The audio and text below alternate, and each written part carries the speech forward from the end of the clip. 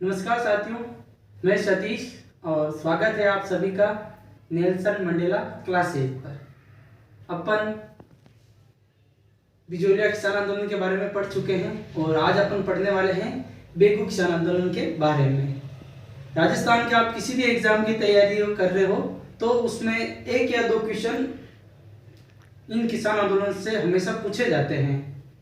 तो आज अपन पढ़ने वाले बेगू किसान आंदोलन के बारे में। बेगू के बारे में थोड़ी सामान्य सी जानकारी प्राप्त कर लेते हैं, फिर बाद में आगे बढ़ते हैं।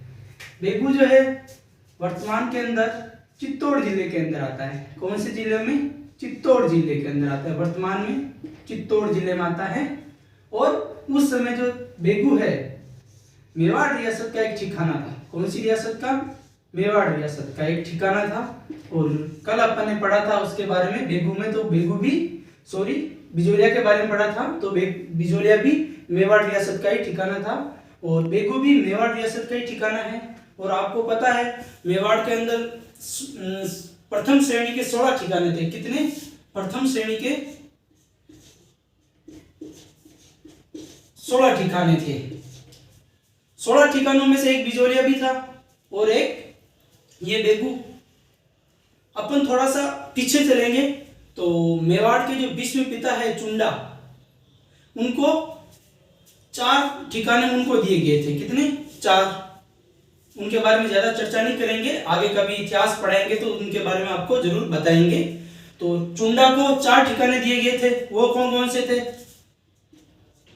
एक तो सलुम्बर,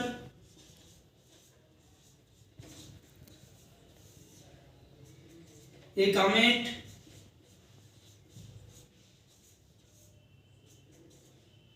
एक बेगू और एक देवगढ़। ये चारों जो ठिकाने हैं किसको दिए गए थे? चुंडा को दिए गए थे। और अब अपन बात कर लेते हैं कि जो किसान आंदोलन है इसके क्या कारण थे कि किसानों को आंदोलन करना पड़ा था।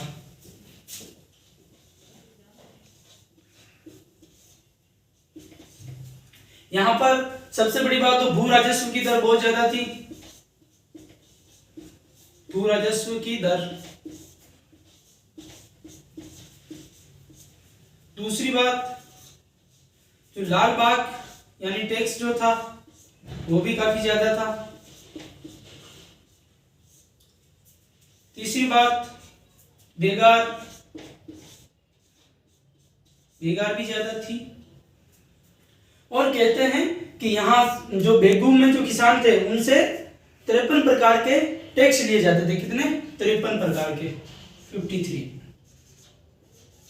53 प्रकार के टैक्स लिए जाते थे।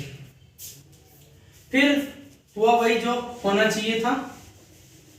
ये तो अपन बात कर ली सामान्य जानकारी। अब क्या हुआ? किसानों ने एक जगह है मेनार,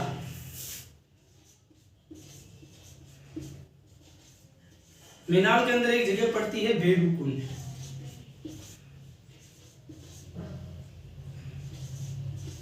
यहां पर किसानों ने क्या की? मीटिंग करी, यानी सम्मेलन किया है, मीटिंग करी थी किसानों ने। 1921 के अंदर यहां पर किसान इकट्ठा हुए थे। 1921 में मेनाल के अंदर। अब यहाँ पर थोड़ा कंफ्यूज मत हो जाना, क्योंकि जो बेगू जो है ये वर्तमान में चित्तौड़ जिले में आता है और जबकि मेनाल जो है वर्तमान में भीलवाड़ा जिले के अंदर आता है। तो आप कंफ्यूज मत हो जाना यहाँ से। और पहले ये सभी मेवाड़ रियासत के अंदर आते थे। 1921 के अंदर सभी किसान मेनाल में एक जगह भेड़कुंड वहां पर इकट्ठा हुए थे और किसानों ने विचार किया कि कैसे क्या करें। और सबसे बड़ी बात यहाँ पर यह थी कि यहाँ के जो किसान थे ये सारे ज्यादा पढ़े लिखे नहीं थे और इनमें जो नेतृत्व का जो अभाव था। तो इन्होंने कहा कि अपन विजय सिंह पथिक से मिलते हैं, क्योंकि बेगू जो था वो बिजोलिया के टच में ही था। अब जब बिजोलिया में जब आग लगी है तो आग ही लपेटे तो बेगू तक तो जाएगी। तो इन्होंने कहा कि अपन विजय सिंह जी पथिक से मिलते हैं और राजस्थान सेवा संघ है उनसे भी मदद मांगेंगे। इस बारे में बात करेंगे। जाते हैं यहाँ से कुछ किसान और पथिक जी से बात करते हैं। तो पथिक जी कहते हैं कि यार देखो मैं तो बिजी हूँ और मेरे पास एक होशियार बंदा है, मेरा एक मोटियार है तो शानदार है, बढ़िया है, वो कर लेगा नेतृत्व। और वो बंदा होता है राम नारायण चौधरी।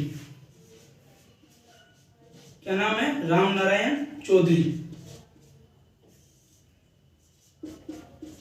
और पथिक जी राम नारायण चौधरी को बेगू किसान आंदोलन का नेतृत्व करने के लिए भेज देते हैं और राम नारायण चौधरी जी बेगू आ जाते हैं, किसानों से बातचीत करते हैं और कहते हैं कि ठीक है, इस बारे में मैं जाके बात करूंगा। और उस समय के जो मेवाड़ के जो दीवान हुआ करते थे दामोदर लाल, उनका नाम था, मेवाड़ के जो दीवान थे, मेवाड़ के दीवान,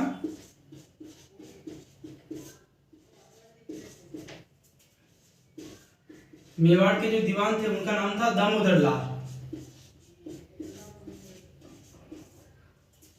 दामोदर लाल भी सुधा आदमी था, सीधा आदमी था। और राम नारायण चौधरी जी ने इनसे बात कर कि देखो किसानों से इतने प्रकार के टैक्स लिए जा रहे हैं, किसान इतने सक्षम नहीं है कि इतने सारे टैक्स दे सके। और ये सही बात है कि इतने 53 प्रकार के जो टैक्स होते हैं वो देना इतनी आसानी वाली बात नहीं थी। तो दामोदर लाल जी ने इनको आश्वासन भी दिया कि आपकी इन बातों पर गौर किया जाएगा और मैं इन बातों के बारे में महाराणा जी से बात भी करूंगा। और कुछ समय बाद में क्या होता है कि ये सिर्फ आश्वासन यानी आश्वासन ही रह जाता है, इसके ऊपर बिल्कुल भी ध्यान नहीं दिया जाता है। फिर हुआ वही जो होना चाहिए था, समस्या का समाधान ही नहीं हुआ। तो फिर बाद में क्या करते हैं, राम नारायण जी चौधरी से टू किसान,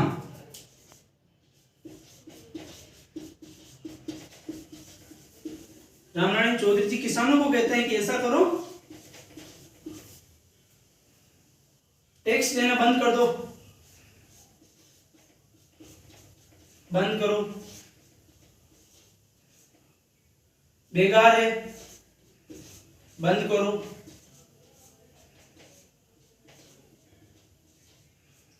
न्यायालय है, उनका बहिष्कार करो।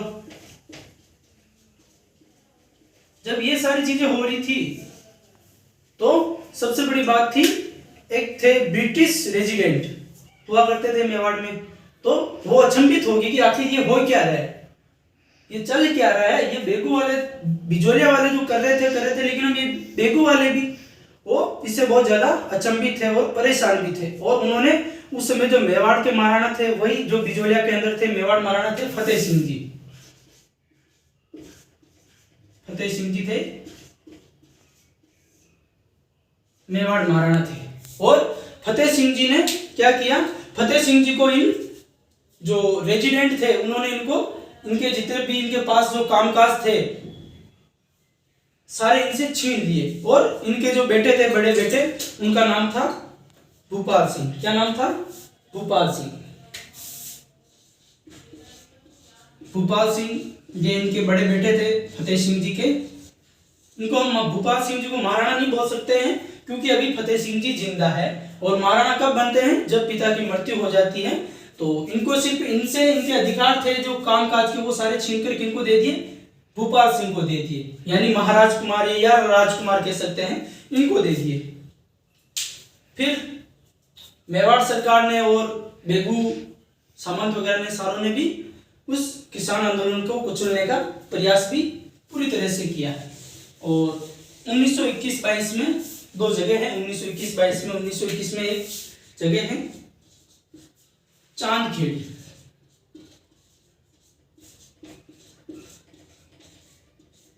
और 1922 के अंदर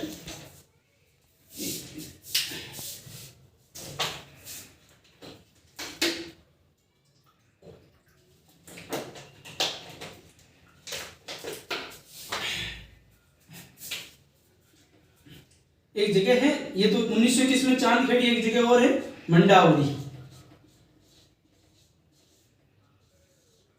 यहां पर भी इन्होंने किसानों के यहाँ पर सम्मेलन हुए 1921-22 में। 1921 में चांदखेड़ी और 22 के अंदर मंडावली। यहाँ पर किसानों के सम्मेलन में ऊपर किसानों को ऊपर क्या करवाया? सरकार ने लाठीचार्ज करवाया। लेकिन कुछ होने वाला नहीं था इन लाठियों से। और फिर होना वही था, फिर वही हुआ।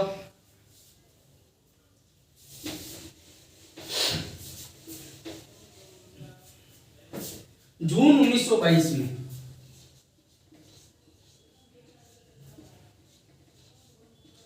जून 1922 के अंदर पथिक जी ने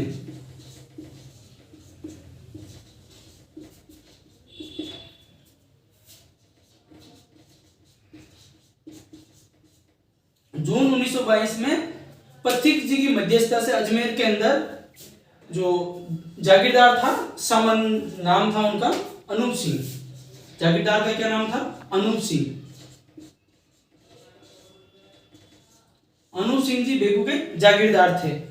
तो जून 1922 में अजमेर के अंदर अपने पथिक जी की मध्यस्थता से समझौता होता है और लगभग मांगे मान लेते हैं। ये बिल्कुल अनूप सिंह जी सीधे साधे थे कि यार चलो ठीक है, आप जो कह रहे हो वो बातें मान लेते हैं। और अब लागू तो ये नहीं कर सकते थे क्योंकि लागू तो मेवाड़ महाराणा करेंगे।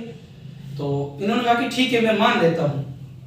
और इनकी लगभग मांगे जो होती है यहाँ पर मान ली जाती है। लेकिन फिर बाद में क्या होता है कि ये जब बातें महाराणा के पास जाती है तो महाराणा क्या करते हैं कि उस समय अंग्रेजों के टच में रहते हैं और वो कहते हैं कि दिस इज बोल्शेविक समझौता। ये बोल्शेविक क्या है? बहुत बड़ी एक घटना है, रूस की है।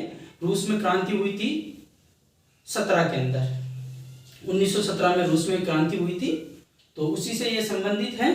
तो यहाँ पर जो अधिकारी था मेवाड़ में, उसका नाम था ट्रेंच। ट्रेंच एक अधिकारी था, अंग्रेज अधिकारी था, और वो कहता है कि दिस इज अ बोल्शेविक समझौता। और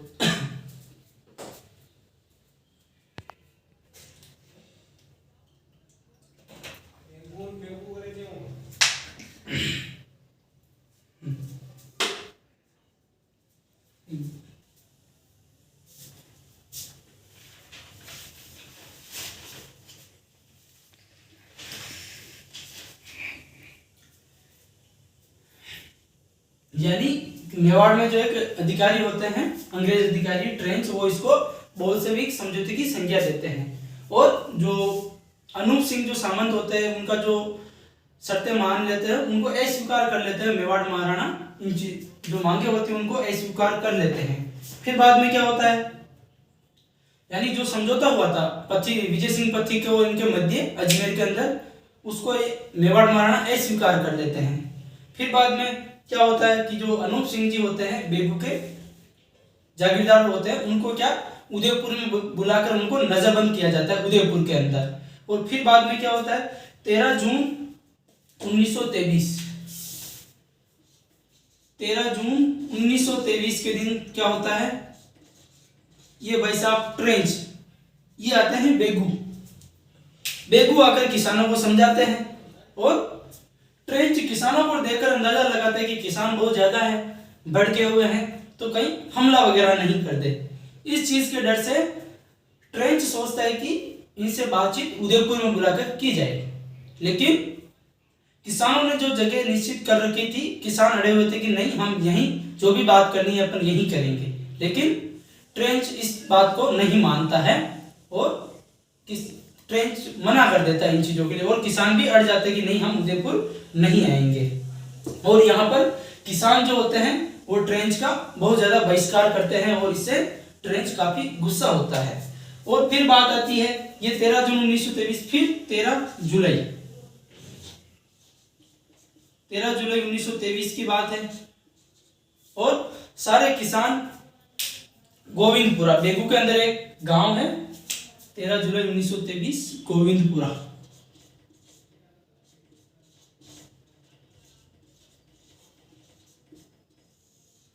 13 जुलाई 1923 की घटना है। गोविंदपुरा जो बेगू के अंदर आता है, यहाँ पर सारे किसान इकट्ठा हो रहे होते हैं, वो किसानों का सम्मेलन हो रहा है, मीटिंग वगैरह चल रही होती है। तभी वहां पर ट्रेंच पहुंचता है, जो एक अधिकारी है। गोविंदपुरा में पहुंचने के बाद में ये वापस किसानों से बातचीत भी करता है, लेकिन कुछ बात नहीं बनती है और इससे ट्रेंच काफी ज्यादा गुस्सा हो जाता है और ट्रेंच किसानों के ऊपर फायरिंग कर देता है। और उसी समय वहां पर 2 किसान थे जो यहाँ पर शहीद हो जाते हैं। 13 जुलाई 1923 के अंदर गोविंदपुरा में 2 किसान थे, रूपा जी और करपा जी धाकड़, दोनों धाकड़ जाति के किसान होते हैं। और यहाँ पर भी बेगू के अंदर ही धाकड़ जाति के किसानों की ही अधिकता थी, धाकड़ जाति के किसान ही ज्यादा थे। और 13 जुलाई 1923 के अंदर क्या होता है, रूपा जी करपा जी दोनों शहीद हो जाते हैं। फिर बाद में क्या होता है, जो तरुण और प्रताप, राजस्थान केसरी, इन अखबारों के अंदर क्या होती है, इस घटना की, इस हत्याकांड की न्यूज आती है और न्यूज आग की तरह फैल जाती है। और किसी ना किसी तरह अब क्या होता है कि मेवाड़ जो महाराणा थे, वो सरकार थी, इनके ऊपर दबाव बनने लगता है। और जो मेवाड़ जो रियासत होती है, तो वहां के महाराणा कहते हैं कि ये सारे काम तो यो रामनारायण चौधरी, यानी रामनारायण चौधरी के बारे में कहते हैं कि सबसे पहले इसको गिरफ्तार करो। किसको? रामनारायण चौधरी को। सारे माटी तो ये रामनारायण मरवा रहा है, इसको गिरफ्तार कर लो, रामनारायण चौधरी को, क्योंकि सारे माटी मरवाने का काम कौन कर रहा है, रामनारायण चौधरी कर रहा है, तो इसको गिरफ्तार करो।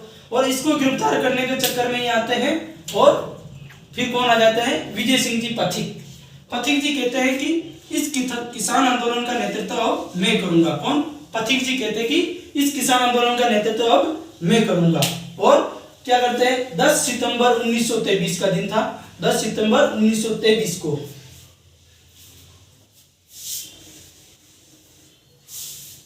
10 सितंबर 1923 के दिन क्या करते हैं, विजय सिंह जी पथिक को गिरफ्तार कर लेते हैं। 10 सितंबर 1923 को विजय सिंह पथिक को गिरफ्तार कर लेते हैं और 5 साल की सजा सुनाई जाती है। 5 साल की, कितने? 5 साल की सजा सुनाई जाती है। और 1925 के अंदर जाकर क्या होता है, किसानों से समझौता होता है। 1925 में समझौता होता है। 1925 के अंदर समझौता होता है और लगभग 53 में से